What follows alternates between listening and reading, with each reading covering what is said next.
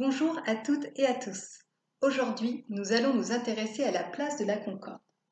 Elle n'existait pas avant le règne de Louis XV. C'était une zone située à l'extérieur de Paris, dans les faubourgs.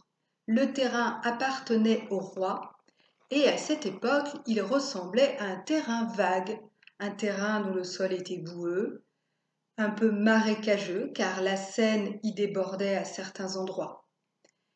En 1748, le roi de France Louis XV a atteint l'âge de 38 ans et il est très apprécié de son peuple, si bien qu'on le surnomme Louis XV le bien-aimé.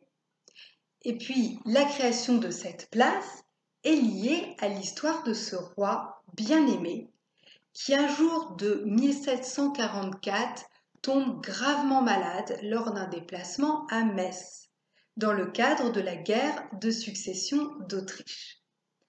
Après 7 jours de souffrance, et il était alors tombé dans un semi-coma, on le croyait perdu. Or, un matin, par miracle, le roi se sentit mieux et il guérit soudainement de cette maladie dont on ignore son origine. C'est donc pour célébrer cette guérison miraculeuse que les bourgeois de la ville de Paris décident d'édifier la place de la Concorde, qui sera alors l'élu, l'heureux élu pour la création de cette gigantesque place, qu'on appellerait alors la place Louis XV. Et elle recevrait en son centre une effigie du roi, une statue équestre de Louis XV. Alors c'est l'architecte Jacques-Ange Gabriel, un architecte dont le talent s'est exprimé dans des créations telles que l'école militaire, qui est située au bout du Champ de Mars à Paris, et il a travaillé également à Nancy pour la majestueuse place Stanislas. Maintenant, abordons la décoration de la place de la Concorde.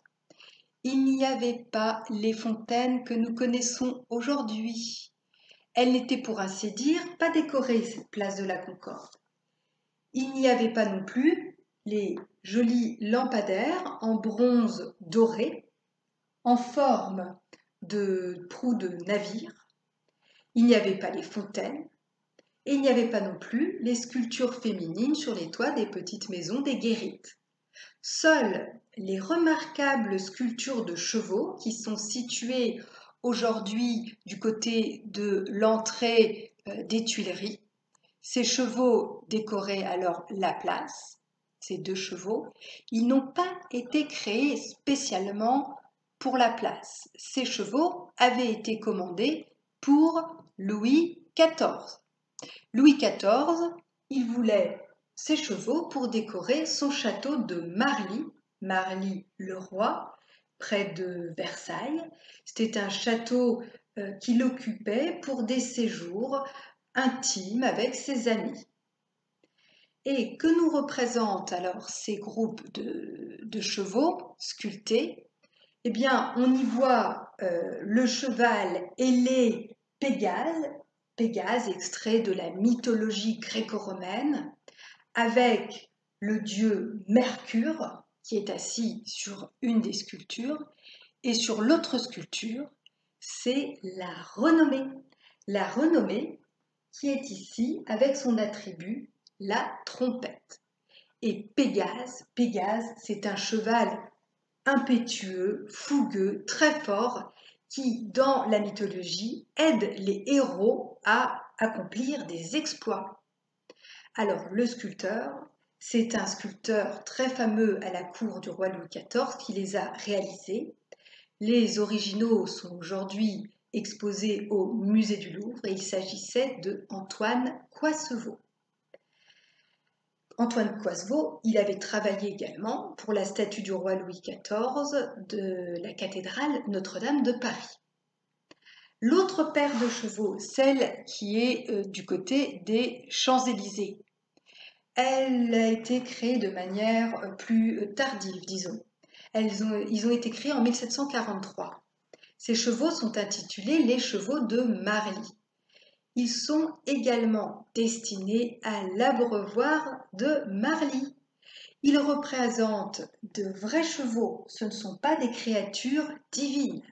Ce sont des chevaux en action qui sont tenus par des hommes en mouvement, des palefreniers représentés comme un commun des mortels, c'est-à-dire d'une façon aussi extrêmement naturaliste, puisque le rendu de l'anatomie humaine a toute son importance. Mais ces sculptures n'étaient pas sur la place de la Concorde lors de l'inauguration. Elles ont été disposées pendant la Révolution, en 1795. Et au moment où, justement, on va renommer cette place de Louis XV en place de la Concorde. Et à cette époque, en 95, eh bien, nous sommes après la Terreur. Robespierre a été guillotiné en juillet 93 et on va retirer de la place de la Concorde la guillotine pour la remettre à son emplacement initial devant l'hôtel de ville à la place de Grève. Et la place de la Concorde, progressivement, va prendre un tout autre destin. Désormais, sous son appellation place de la Concorde, eh bien, ça va être une place qui va justement évoquer cette idée de concorde et d'entente. Alors, une petite anecdote assez surprenante.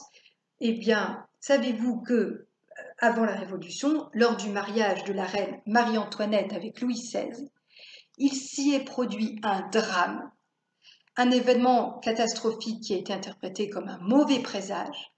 Lors du feu d'artifice, lors de ce mariage, il y a eu une bousculade qui créa une panique et puis un mouvement de foule si bien qu'il y a eu une centaine de personnes décédées.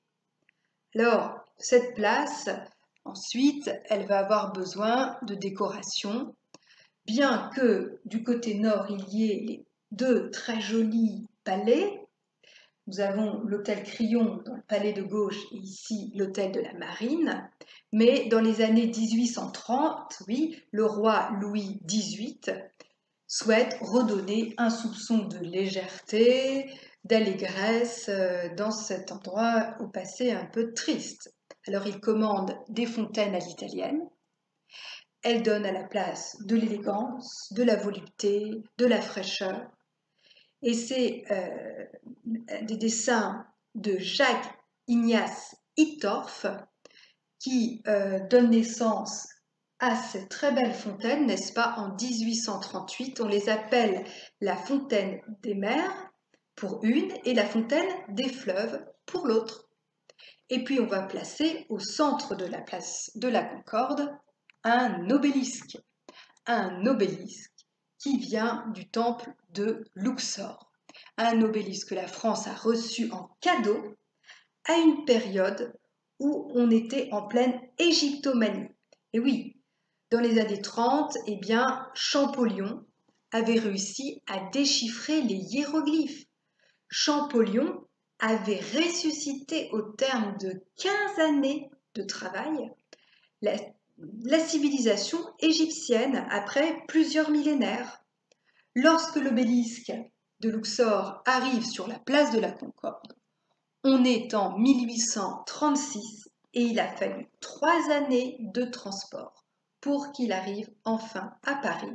Et il y avait 250 000 personnes qui étaient là pour l'accueillir dans un état d'esprit de liesse générale.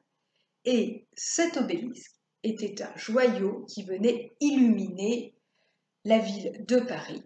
Champollion avait pu déchiffrer les hiéroglyphes, donc on peut lire les inscriptions qui se trouvent sur l'obélisque, à savoir qu'il s'agit d'entreprises d'un célèbre pharaon, un pharaon qui vécut au XIIIe siècle avant Jésus-Christ, le pharaon Ramsès II.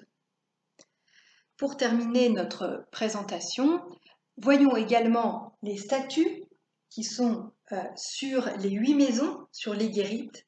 Elles sont également datées de cette période des années 1830 et ce sont des personnifications de 8 villes de France. Alors on a Brest, on a Lille, on a Lyon, on a Marseille, on a Nantes, on a Rouen, on a Strasbourg. Et ce qui est assez rigolo, c'est de l'anecdote que une de ces sculptures elle s'inspire d'une maîtresse, c'est une maîtresse de Victor Hugo, la célèbre actrice Juliette Drouet. Et c'est la sculpture qui est sur la petite guérite dans l'angle nord-est de la place de la Concorde, juste à proximité de la bouche de métro Concorde.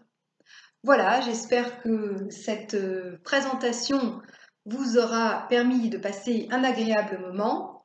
Si vous souhaitez faire une visite guidée du Vieux Paris, eh bien, je vous donne rendez-vous sur ma page Facebook. Très prochainement, j'aurai publié le calendrier de mes visites guidées.